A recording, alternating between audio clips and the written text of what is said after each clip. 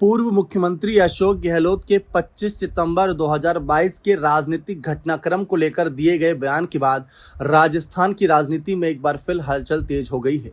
गहलोत ने स्पष्ट कहा कि उस दिन हुई बगावत पार्टी हाईकमान या सोनिया गांधी के खिलाफ नहीं बल्कि सचिन पायलट को मुख्यमंत्री बनाए जाने की संभावनाओं के विरोध में हुई थी। उन्होंने दावा किया कि यदि उन्होंने पार्टी हाईकमान के खिलाफ बगावत की होती तो वे उसके बाद मुख्यमंत्री पद पर बने नहीं रह सकते थे। गहलोत ने 2020 के सियासी संकट और 25 सितंबर 2022 की घटनाओं को याद करते हुए कहा कि उस समय सचिन पायलट का नाम मुख्यमंत्री पद के लिए चर्चा में आ गया था। इसी कारण विधायकों में असंतोष पैदा हुआ। उन्होंने कहा कि आमतौर पर जब पार्टी हाईकमान मुख्यमंत्री बदलने का निर्णय लेता है तो 90% विधायक नए मुख्यमंत्री के साथ चले जाते हैं, लेकिन उस दिन स्थिति अलग थी और करीब 100 विधायकों ने इस्तीफा दिया था। गहलोत ने कहा कि उस समय वे विधायक दल के नेता थे और उनकी जिम्मेदारी थी कि अखिल भारतीय कांग्रेस कमेटी AICC से आए पर्यवेक्षकों के सामने विधायक दल की बैठक में प्रस्ताव पारित करवाएं।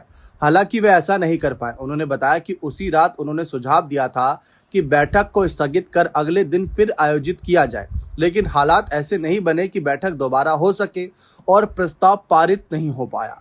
गहलोत ने कहा कि बाद में कांग्रेस की तत्कालीन अध्यक्ष सोनिया गांधी से मिलकर इस पूरे घटनाक्रम के लिए माफी भी मांगी थी।